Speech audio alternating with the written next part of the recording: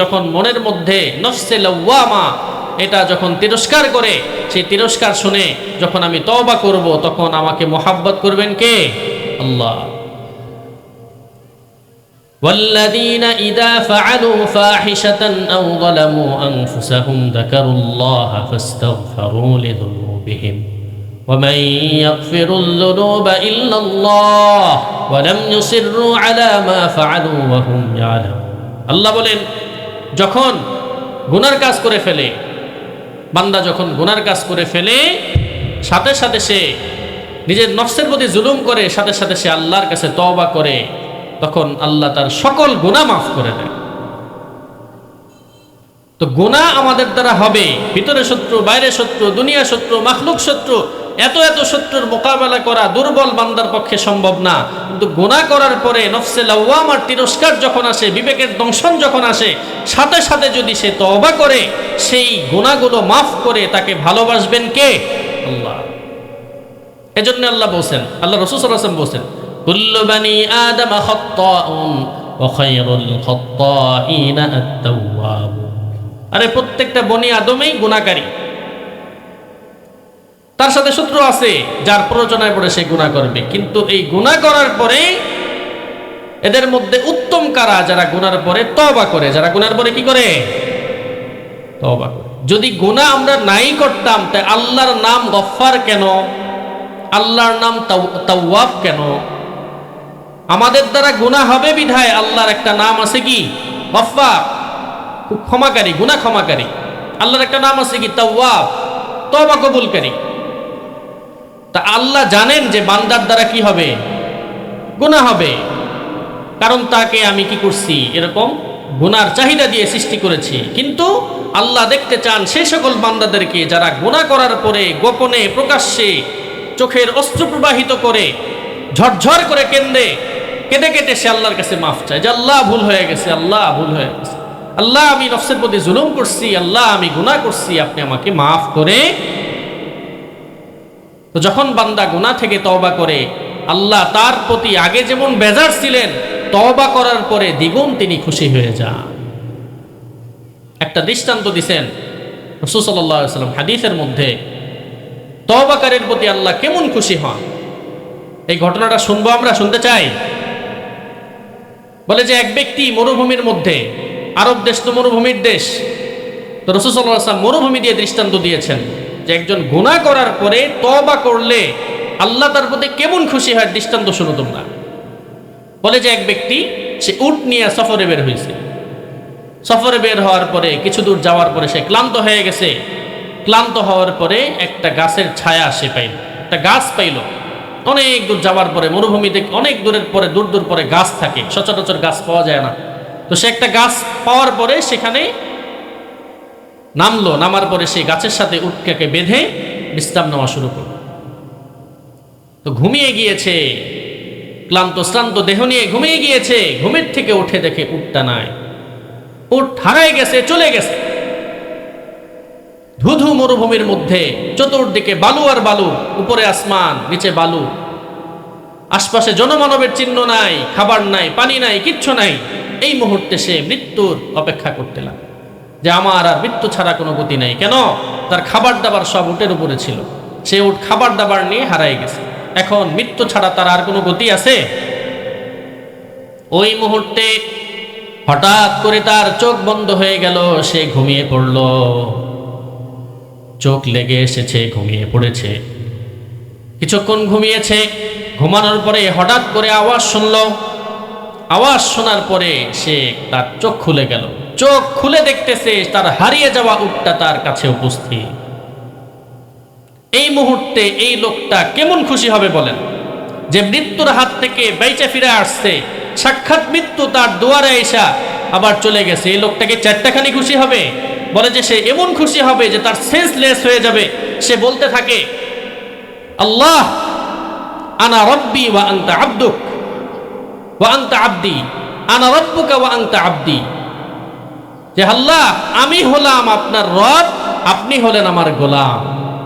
মানে সে আল্লাহকে শুকরিয়া আদায় করতে যায়, সে ভুলে আল্লাহ আপনি আমার রব, আমি আপনার গোলাম, এটা না বলে বলতেছে আল্লাহ আমি আপনার রব, আপনি আমার কি গোলাম। এটা আনন্দ এমন হয় না অনেক সময়, সে আনন্দে তার ব্রেন লেস হয়ে গেছে, সেন্স লেস হয়ে গেছে, সে আল্লাহকে গোলাম বলতেছে। তো এই লোকটা যেমন খুশি হয়, বলে যে একজন তওবাকারী গোলাম, একজন তওবাকারী বান্দা, যে গুনাহ করছে, পাহাড় পরিমাণ গুনাহ করছে, হয়তো আসমান পরিমাণ গুনাহ করছে, সমুদ্রের ফেনা পরিমাণ গুনাহ করছে, শিরক, কুফর, বিদআত, অনেক ধরনের গুনাহ তার জীবনে আছে, এমন কোনো গুনাহ নাই যে গুনাহ সে করে নাই, কিন্তু সে খাঁটি দিলে 2 ফোঁটা চোখের পানি ঝরায় আল্লাহর কাছে তওবা করছে। বলে যে ওই গোলাম, ওই ব্যক্তি, সে উঠ পায়া যেমন খুশি হইয়া তার শেষ হয়ে গেছে, আল্লাহ তাআলা তওবাকারী বান্দার প্রতি তার থেকেও বেশি খুশি হন।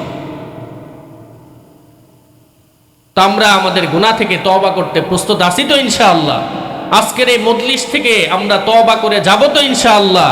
যে আল্লাহ যত গুনাহ হয়েছে জানি না হায়াত কখন শেষ হয়ে যায়, কখন মরে যায়, কখন মৃত্যুবরণ করি, হতে পারে আজকের রজনী শেষ রজনী, হতে পারে এই বৈঠকটাই শেষ বৈঠক, বাড়ি যাওয়া পর্যন্ত হায়াত পাবো না, এমন হতে পারে কি পারে না?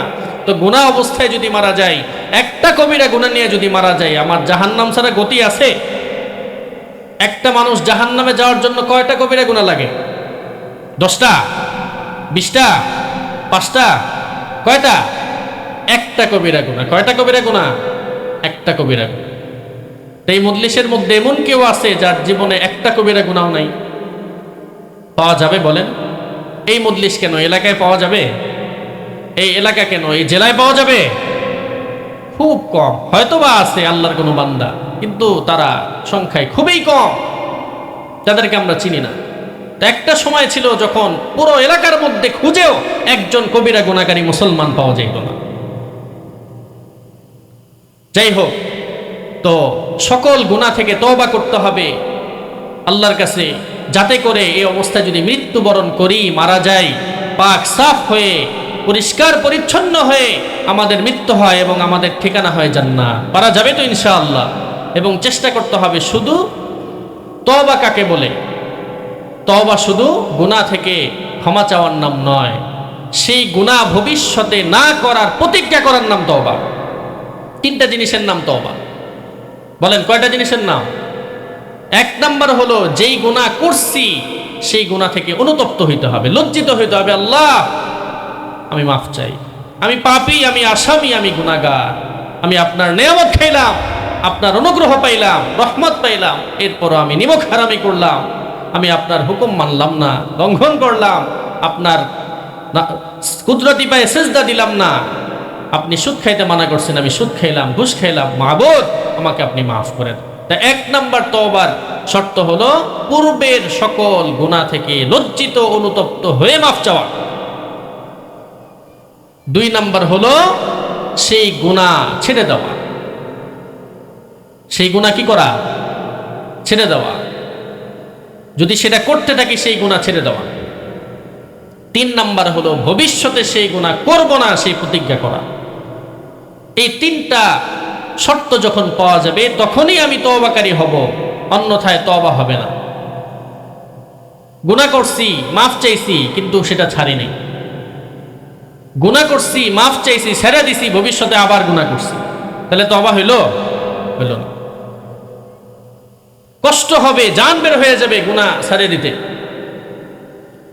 এই গুনার পরিবেশের মধ্যে চোখ হেফাজত করতে গেলে জান বের হয়ে যাবে। চতুর্দিকে গুনার পরিবেশ, নিচে তাকাইলেও গুনাহ, ডানে তাকাইলেও গুনাহ, বামে তাকাইলেও গুনাহ, সামনে তাকাইলেও গুনাহ, পিছনে তাকাইলেও গুনাহ। এই মুহূর্তে চোখ হেফাজত করা সহজ না কঠিন? কিন্তু আল্লাহর ভয়ে চোখ হেফাজত করতে হবে কি হবে না? যদি চক্ষু হেফাজত করি আমাকে মহব্বত করবে কে? আল্লাহ। তো জান বের হয়ে যায়, মুসলমানের জান বের হয়ে যাবে, মুমিনের জান বের হয়ে যাবে, কিন্তু সে একটা কবিরা গুনাহ করতে পারে না। পারা যাবে তো ইনশাআল্লাহ? আপনি যদি শুধু একটা জিনিসই চেষ্টা করেন যে আজকে থেকে আমি চোখের গুনাহ করব, আমার জান বের হয়ে যাক, আমার শত কষ্ট হোক, আমি চোখের গুনাহ করব, মোবাইলে খারাপ কিছু দেখব না, রাস্তাঘাটে চলতে গেলে বেগানা নারীদেরকে দেখব না, হারাম কোনো কিছুর দিকে তাকাবো না। আল্লাহ তাআলা আপনাকে অন্যান্য গুনাহ থেকে বেঁচে থাকার তৌফিক দিবে কি দিবে না? কারণ চক্ষুকে বলা হয় মাদখালুল আসাম, সকল গুনাহের প্রবেশদ্বার। এই যে দরজা যেখান দিয়ে আমরা ঢুকি, সকল গুনাহের দরজা হলো কি? চক্ষু। তো চোখের গুনাহ থেকে যখন একজন বান্দা বাঁচবে, অন্যান্য গুনাহ থেকে তাকে পবিত্র রাখবে কে? আল্লাহ। তা আজকে একটা নিয়ত করি যে আমি চোখের গুনাহ থেকে বাঁচবো। পারা যাবে তো ইনশাআল্লাহ? আচ্ছা, তো 4 নাম্বার, তাওয়াবুন, তওবাকারীদেরকে ভালোবাসেন কে? আল্লাহ। আল্লাহ তাআলা আমাদেরকে তওবা করার তৌফিক দান করেন। 5 নাম্বার হলো আল মুতাতাহহিরুন, পবিত্র মানুষ, যাদের বাহিরও পবিত্র ভিতরেও পবিত্র। পবিত্রতা 2 ধরনের। বলেন পবিত্রতা কয় ধরনের? এক ধরনের পবিত্রতা হলো বাহ্যিক পবিত্রতা, শরীর পাক, কাপড় পাক, সবসময় পাক পবিত্র পরিষ্কার পরিচ্ছন্ন থাকা, এটা একটা পবিত্রতা। আরেকটা হলো ভিতর পবিত্রতা, ভিতরের পবিত্রতা, এটা হলো গুনাহ থেকে পবিত্র থাকা। তা আমাদের শরীর যতটুকু পবিত্র থাকে বা না থাকে, ভিতরটা অনেকেরই অপবিত্র থাকে। কথা ঠিক কি ঠিক না?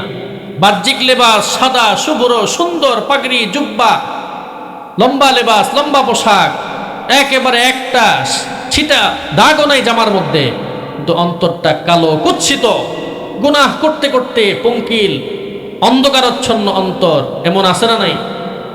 আহা, না। পবিত্র আল্লাহ পবিত্র যারা পবিত্রতা অর্জন করে তাদেরকে আল্লাহ ভালোবাসেন। তো এই পবিত্রতা কয় ধরনের? বলেন কয় ধরনের? 2 ধরনের। একটা হলো বাহ্যিক পবিত্রতা, আর একটা হলো ভিতরগত পবিত্রতা। তা আমি বাহ্যিক পবিত্রতা অবলম্বন করলাম, ভিতরগত পবিত্রতা অর্জন করলাম না, আল্লাহ আমাকে ভালোবাসবেন? ভালোবাসবেন। বাহ্যিকভাবে যেমনি ভাবে শরীর পাক রাখতে হবে, কাপড় পাক রাখতে হবে, সবকিছু পাক রাখতে হবে, না পাক লাগলে ধুয়ে ফেলতে হবে, তেমনি ভাবে অন্তরকেও পবিত্র রাখতে হবে গুনাহ থেকে। সব ধরনের গুনাহ থেকে অন্তরকে পবিত্র রাখতে হবে। বাহ্যিকভাবে পেশাব পায়খানা লাগলে, গোবর লাগলে জামা যেমন নাপাক হয়ে যায়, তেমনি ভাবে সুদ খাইলে, ঘুষ খাইলে, মিথ্যা বললে, মানুষকে কষ্ট দিলে অন্তরও কি হয়ে যায়? নাপাক হয়ে যায়, পবিত্র হয়ে যায়।